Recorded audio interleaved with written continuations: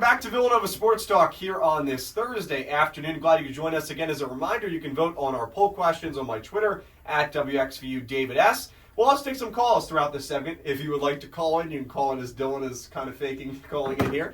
You can call in at 484-301-5335. We'll take your phone calls here on Villanova Sports Talk about men's basketball, women's basketball, anything in terms of the poll questions. David Szczepanski, Dylan Johnson, Dominic, Richetti with you here on Thursday. So let's talk about Villanova women's basketball. Just kind of broke down men's basketball. The Wildcats were also in action last night. And I said, last night I said I have two things on the bucket list for tonight.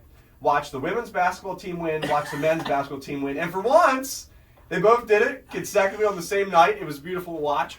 This game was, even though I think the men's game was a little bit more frustrating because it seemed like they could really pull away from DePaul. I guess it was kind of the same thing here in this game. This was nerve-wracking all the way to the wire. And this Butler team is not good at all. No. I mean, this is a really bad Butler team, 2-10 in conference play. They have 12 wins, but that's because most of those wins were with Caroline Strand, who was the leading scorer. She's been out with an injury since they started conference play, and without her, they are 2-10. So that shows kind of the current state of Bulldogs women's basketball. And for Villanova, I mean, this was a game that their defense really struggled early on in this game. Butler was on pace for 70 points, I believe, at halftime. And this Butler team was averaging just 55 points per game in conference play without Strand coming into that. Now, at the end of the game, they finished with 59 points, so really not all that bad at the end of the conversation. But Villanova was able to hold on mainly because of a good second half. They outscored Butler 30-24 in the final 20 minutes, which pushed them across the finish line. Butler had a 2-point lead at halftime. I want to talk about Maddie Weber. She had 19 points in this game. Jasmine Basco had 16 points. Danae Carter had 10 points. So a lot of things to like there, right? You need your top scorers to score efficiently. They did so last night against Butler. They shot 46% from the field, 35% from behind the arc. Kind of the difference here why Butler was able to hang around in this game. You talk about a few different things. First, both teams really struggled to turn the ball over. 35 combined turnovers in this game. But Butler, at one point in this game, they were shooting almost 50% from behind the arc. Now, at the end of the game, they were 8 for 21, 38%, which was a reason why they struggled in the second half. But I believe early on in the third quarter, they were shooting at about 50% from behind the arc. A team that, coming into this game, was shooting 29% from three. So Villanova's perimeter defense really struggled last night against Butler. But a win is a win, and the Wildcats have won 5 of the last 6 contests, with the only exception against UConn, and we've talked about that before, an impossible. No one's beating them. Yeah. And maybe Creighton if they pulled together some crazy game. But, the defense in general has been struggling. I think Villanova women's basketball has one of the worst defensive rankings in the Big East. I think they are the lowest defensive ranking in terms of SAB or whatever that statistic is off the top of my head. But they do struggle defensively. Obviously, you saw last night against Butler. They closed out the first quarter with a 13-0 run. Butler did. That was. It just looked like a struggle at the beginning of the game. Villanova seems to struggle at the beginning of games. They kind of start out slow and find their way. Even in games that they're bound to win, sometimes they win games by 10 and they start out really slow. Shout out to McGuff. She had a 19-point, 15-rebound double-double last night. And she's been excellent. She's the reason why Butler has been able to keep some games close without Strand. She's just been playing incredible. Villanova didn't have an answer for her. Most teams don't have an answer for her. I think that was one of her best performances this season last night. But, defense is a big issue for Villanova when they can score really well. Obviously, Villanova goes on a lot of runs, and a couple 8-0 runs, a 10-0 run to close out the game.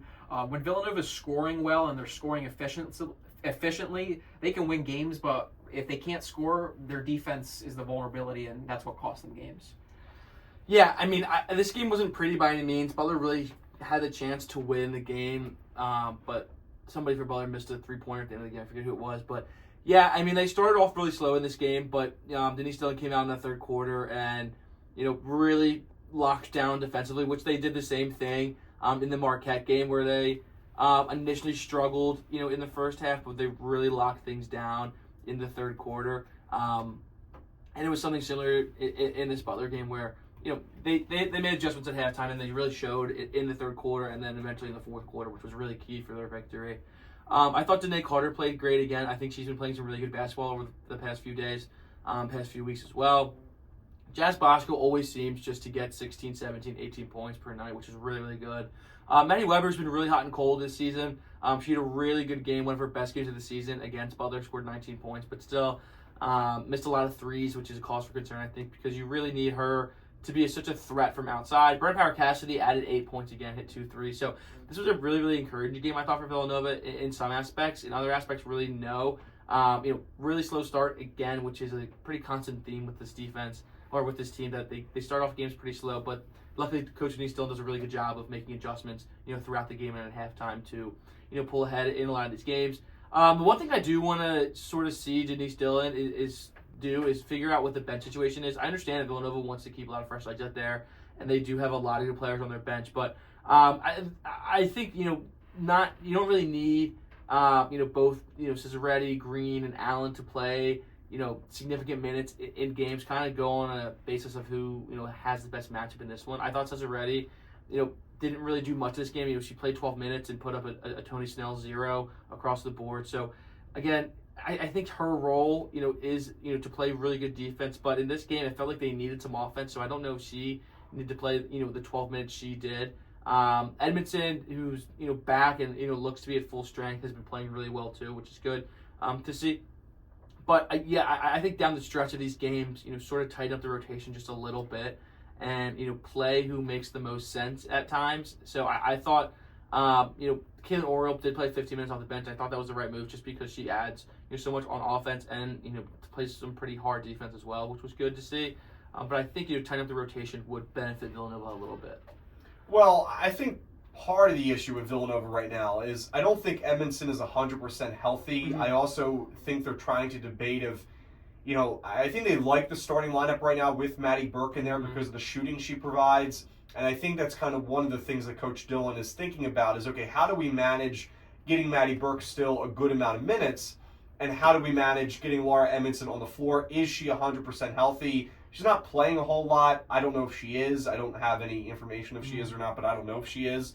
And I think they like Ryan Allen. I think kind of the goal is to get her at a point where for the Big East tournament and next year she, is further along in terms of her development with Villanova.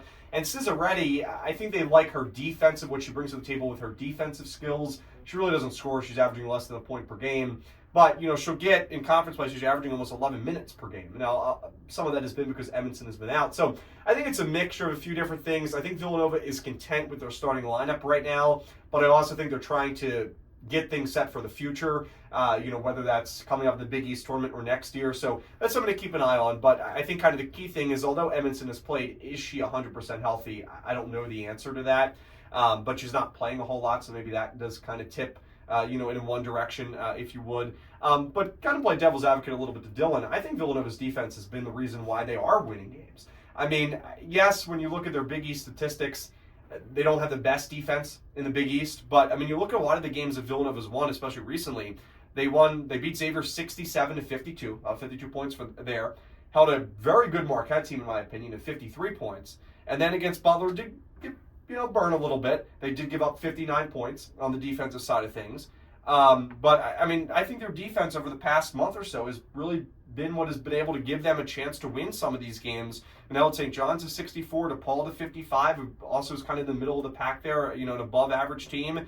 So their defense, I mean, they held Georgetown could score a little bit to 62 points about a month ago. So I think their defense has actually been pretty good. I think it's kind of a mixture of two different things. I think sometimes their offense just doesn't score enough, and their defense does well, but it's kind of overshadowed by the fact their offense can't score. And then there's other times where their offense can score, and they just can't get defensive stops. So it's been a little inconsistent when they're both firing at one time. But I think more times, rather than not, Villanova's defense is what's stepping up and getting them the victory. Yeah, I mean, I guess I should have touched on that more. I do agree that the defense is winning them games, but it's when the defense plays well is what's winning them games. But obviously when they don't have good defense, I mean, they lack size a little bit, I think, compared to some other Big East teams. I think if Villanova, obviously not looking for like next season, I don't want to jump the gun, but if Villanova could pick up a nice, strong front court, and maybe a forward, someone has a little bit of height, I think they could really figure out this roster that they have here. And I think this is a really good, talented team. I think they have some great guards, but I think they have too many. I think they lack the size to compete against teams like UConn and stuff that has size in the paint and when that happened. Obviously, Danae Carter's been incredible. She doesn't have I think she's only about 6 foot, but I mean, she definitely is down in the paint, and she has the energy. She plays taller than what she actually absolutely. is. Definitely, that's what I was looking for. She plays like she's like 6'5", and she gets a lot of rebounds when she needs them, and she's not scared to put her body. I think some of that is working with Dulce last year, who was a phenomenal rebounder.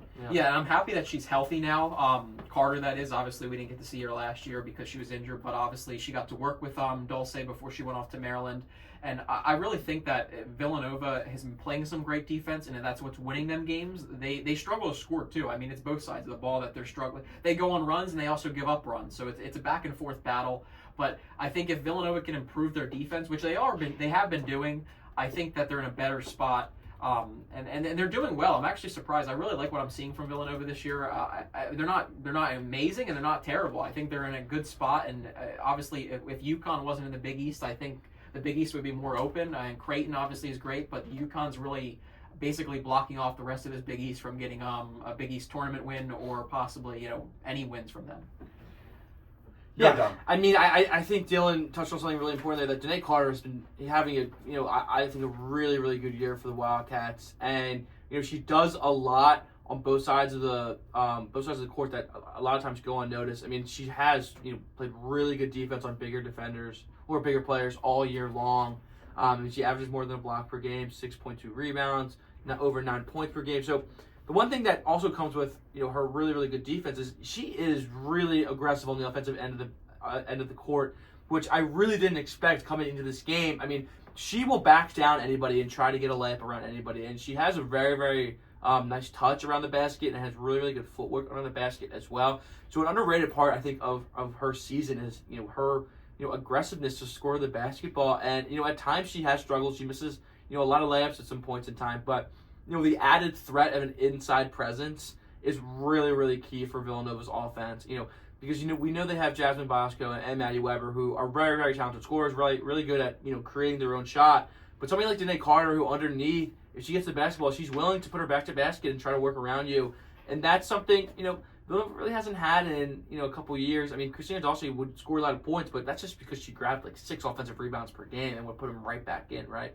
But Danae Carter's a little bit different. She doesn't grab a ton of offensive rebounds, but when she's inside the paint and gets the ball in the paint, she's very, very aggressive in attacking the rim and getting her layups up. So that's another added bonus to her game that I was really, really happy to see. And then continuing with the scoring, it's been hit and miss all year long. Maddie Weber, I think in particular, has been hit and miss all year long as well. At times she struggled shooting the basketball. She struggled in that Marquette game the other night.